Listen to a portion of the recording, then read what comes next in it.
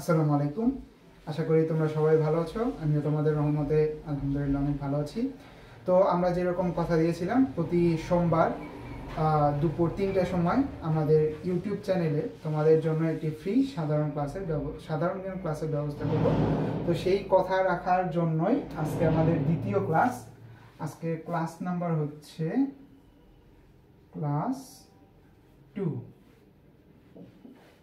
আজকের ক্লাস হচ্ছে দ্বিতীয় ক্লাস। তো আজকে আমরা যেরকমটা বলেছিলাম তোমাদের মাঝখানে যে আজকে আমাদের ক্লাসের টপিক হবে বিভাগ, জেলা এবং থানা ভিত্তিক তথ্য। আমরা গত ক্লাসে পড়েছিলাম বাংলাদেশে আয়তন, সীমানা এই সম্পর্কিত যে তথ্যগুলো সেগুলো। তো আজকে আমরা পড়ার চেষ্টা করব বাংলাদেশের বিভাগ, জেলা এবং থানা ভিত্তিক যে তথ্যগুলো আছে সেগুলো। তো আমরা সবার প্রথমে আগে বিভাগের দিকে যদি তাকাই, বিভাগ বর্তমানে বাংলাদেশে বিভাগ রয়েছে কয়টি? 8টি। এই বিভাগটি স্বাধীনতা যুদ্ধের সময় বাংলাদেশের বিভাগ সংখ্যা ছিল 4টি। স্বাধীনতা যুদ্ধের সময় বাংলাদেশের বিভাগ সংখ্যা ছিল 4টি। তো এই 4টি কি কি আমরা গত ক্লাসে অলরেডি বলেছি। তো তো জেলা আছে কয়টি? জেলার সংখ্যা আমরা সবাই জানি 64টি। তো সব যে জিনিসটা জানি না সেটা হচ্ছে কি থানা সংখ্যা। এটি হচ্ছে ইম্পর্টেন্ট।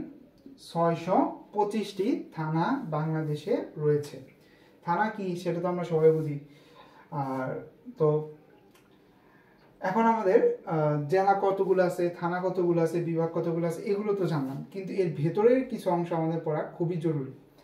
খুবই জরুরি কি, সবার প্রথম আমরা আসবো বিভাগের দিকে। বিভাগ, বাংলাদেশের সবচেয়ে ক্ষুদ্রতম বিভাগ কোনটি? বাংলাদেশের সবচেয়ে ক্ষুদ্রতম বিভাগ হলো ময়মনসিংহ। বাংলাদেশের সবচাইতে বৃহত্তম বিভাগ কোনটি? বাংলাদেশের সবচাইতে বৃহত্তম বিভাগ হচ্ছে চট্টগ্রাম। বাংলাদেশের সবচাইতে বৃহত্তম বিভাগ চট্টগ্রাম। বাংলাদেশের সবার প্রথম বিভাগ কোনটি? বাংলাদেশের সবার প্রথম বিভাগ হচ্ছে ঢাকা। বাংলাদেশের সবচাইতে শেষ বিভাগ কোনটি? সবচাইতে শেষ বিভাগ হচ্ছে ময়মনসিংহ। ওকে, আমরা সংক্ষিপ্ত আকারে লেখার চেষ্টা করলাম।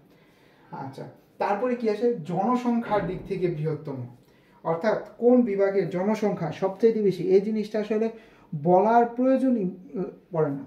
সেটা কি? জনসংখ্যার দিক থেকে বৃহত্তম কোনটা হতে পারে বলো? সেটা হচ্ছে ঢাকা। কারণ আমরা সবাই জানি ঢাকায় প্রায় কয়েক কোটি মানুষ বসবাস করে। জনসংখ্যার দিক থেকে সবচেয়ে বৃহত্তম হচ্ছে ঢাকা, এবং জনসংখ্যার দিক থেকে সবচাইতে ক্ষুদ্রতম হচ্ছে বরিশাল।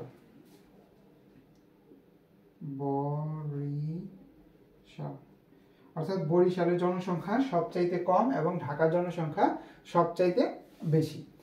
আচ্ছা, তারপর এখন আসা যাক জনসংখ্যা শেষ। জনসংখ্যার ঘনত্ব। ঘনত্ব কি জিনিস এটা তো তোমরা বোঝো, যে প্রতি কিলোমিটার কতটুকু বসবাস করে। এখন দেখা গেল যে ঢাকার যে আয়তন, সে আয়তন হিসেবে ঘনত্বটা পরিবর্তন হবে। শুধু জনসংখ্যার উপরে ঘনত্ব নির্ভর করবে না, ঘনত্ব অবশ্যই আয়তনের উপর ডিপেন্ড করবে।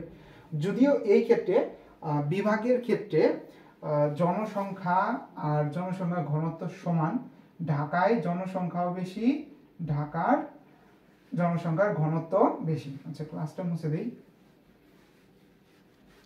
তারপরে কি আসে? বরিশালের জনসংখ্যার ঘনত্ব কম। আচ্ছা, হয়ে গেল। তো এখন আসি কোন বিভাগের জেলা সংখ্যা সবচাইতে বেশি, কোন বিভাগের জেলা সংখ্যা সবচাইতে কম। সবচাইতে বেশি জেলা সংখ্যা হচ্ছে ঢাকার 13টি, এবং সবচাইতে কম জেলা সংখ্যা হচ্ছে কার? ময়মনসিংহ প্লাস সিলেট। 4টি। কয়টি করে? 4টি করে। তো এগুলো হয়ে গেল র্যান্ডম, সবচাইতে বড় এবং সবচাইতে ছোট। তো এখন আমরা বিভাগ ভিত্তিক তথ্যগুলো দেখব। কতগুলো জেলা আছে, সবচাইতে বড় জেলা কোনটি, সবচাইতে ছোট জেলা কোনটি, এই জিনিসটা আমাদের জন্য খুবই গুরুত্বপূর্ণ। তারপরে আমরা থানা এবং জেলা পর্যায়ে তথ্যগুলো জানার চেষ্টা করব। তো তোমাদের আরেকটু ক্লিয়ার করার জন্য আমরা বলে রাখি, আমাদের কিন্তু দুটা পেইড কোর্স আছে। একটা নাম হচ্ছে অক্টোপাস, আরেকটি নাম হচ্ছে নাবিক যাত্রা। অক্টোপাস হচ্ছে মেরিন ক্যাডেট ভর্তির যে কোচিং, সেটি হচ্ছে অক্টোপাস, এবং নাবিক যাত্রা হচ্ছে রেটিংসের। যাদের স্বপ্ন মেরিনে চান্স পাওয়া এবং যে কোনো মূল্যে চান্স পাওয়া, তাদের জন্য পূর্ণাঙ্গ গাইডলাইন, পরীক্ষা, ফিজিক্যাল, ভাইভা সব কিছু নিয়ে আমাদের কোর্সটি সাজানো। কোর্সের ফি হচ্ছে অক্টোপাসের জন্য 5,000 এবং নাবিক যাত্রার জন্য 4,000 টাকা। যদি কেউ আগ্রহী থাকো তাহলে অবশ্যই আমার হোয়াটসঅ্যাপ নাম্বার 01907483862 এই নাম্বারে আমার সাথে অবশ্যই যোগাযোগ করতে পারো। আমার নাম্বারটা সবসময় জায়গায় লেখা থাকে, আজকে লেখা নেই।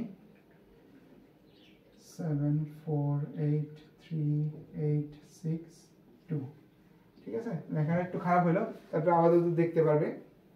আচ্ছা, তো এখন আমরা আসি বাংলাদেশের বিভাগগুলো সম্পর্কে একটু ডিটেলস তথ্য নিয়ে। বিভাগগুলোর মধ্যে কি কি আছে? ঢাকার বিভাগ আছে। ঢাকা বিভাগের জেলা আছে কতটি?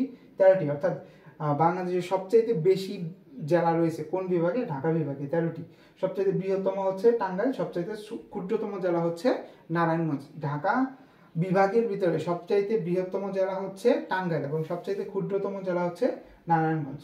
তো চট্টগ্রাম আমাদের শিল্প অথবা বাণিজ্যিক রাজধানী বলা চলে চট্টগ্রামকে। চট্টগ্রামের জেলা সংখ্যা কতটি? 11টি। চট্টগ্রামের সবচেয়ে বৃহত্তম জেলা হচ্ছে রাঙ্গামাটি এবং সবচেয়ে ক্ষুদ্রতম জেলা হচ্ছে ফেনী। তো এখন আসি আমরা খুলনা বিভাগের ক্ষেত্রে। খুলনা বিভাগ হচ্ছে তৃতীয় সর্বোচ্চ জেলা সংখ্যা। এখানে কতটি জেলা সংখ্যা? 10টি। এবং সর্বোচ্চ অর্থাৎ সবচেয়ে বড় জেলা হচ্ছে খুলনা, অর্থাৎ খুলনা সদর যে জেলাটা সেটা। এবং সবচেয়ে ছোট জেলাটি হচ্ছে মেহেরপুর। মেহেরপুর আমবাগান সম্পর্কে আমরা অনেকেই জানি। আচ্ছা, তো রাজশাহী হচ্ছে চতুর্থ সংখ্যার দিক থেকে, জেলা সংখ্যার দিক থেকে চতুর্থ হচ্ছে রাজশাহী। তো রাজশাহীতে জেলা কতটি রয়েছে? 8টি। এবং সবচেয়ে বৃহত্তম জেলা হচ্ছে নওগাঁ এবং সবচেয়ে ক্ষুদ্রতম জেলা হচ্ছে জয়পুরহাট।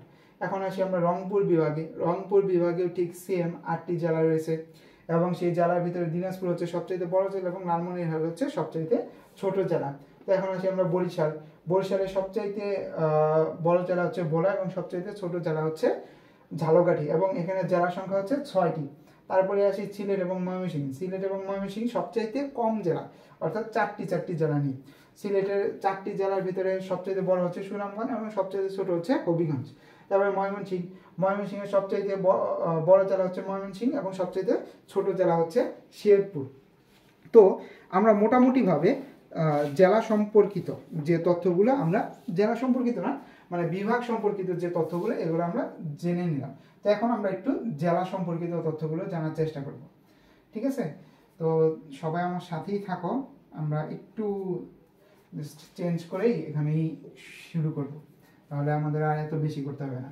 তো এখানে যদি আমরা দেখি সবচাইতে বৃহত্তম জেলা কোনটি? বাংলাদেশের সবচাইতে বৃহত্তম জেলা হচ্ছে রাঙ্গামাটি। সবচাইতে বৃহত্তম জেলা হচ্ছে রাঙ্গামাটি। সবচাইতে ক্ষুদ্রতম জেলা হচ্ছে কি? নারায়ণগঞ্জ। নারায়ণগঞ্জ। সবচাইতে বৃহত্তম জেলা হচ্ছে রাঙ্গামাটি, সবচাইতে ক্ষুদ্রতম জেলা হচ্ছে কি? নারায়ণগঞ্জ। এবং জনসংখ্যার দিক থেকে সবচাইতে বৃহত্তম জেলা হচ্ছে ঢাকা এবং জনসংখ্যার দিক থেকে সবচাইতে ক্ষুদ্রতম সংখ্যা হচ্ছে কি? ক্ষুদ্রতম জেলা হচ্ছে বান্দরবন। কারণ কি? বান্দরবন বেশিরভাগই পাহাড়ি অঞ্চল, সেখানে জনসংখ্যা খুব কম থাকাটাই স্বাভাবিক। এবং ঢাকায় সবচেয়ে বেশি, এটার কি কারণ? এই কারণটার ব্যাখ্যা করার কোনো প্রয়োজন পড়ে না আমাদের। আচ্ছা, তো এখন আমরা দেখবো জনসংখ্যার ঘনত্ব সবচাইতে বেশি কোনটা এবং জনসংখ্যার ঘনত্ব সবচাইতে কম কোনটা। জনসংখ্যার ঘনত্ব সবচাইতে বেশি হচ্ছে ঢাকায় এবং জনসংখ্যার ঘনত্ব সবচাইতে কম হচ্ছে রাঙ্গামাটি।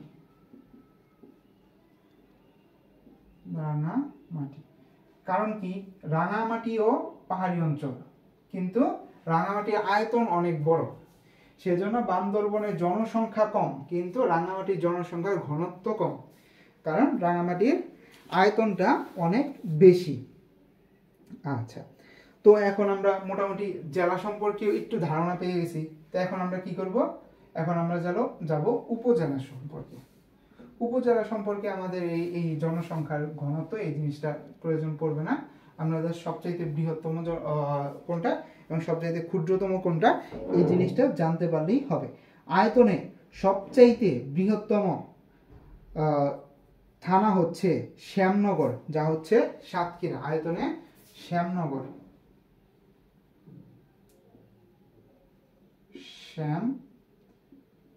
নগর।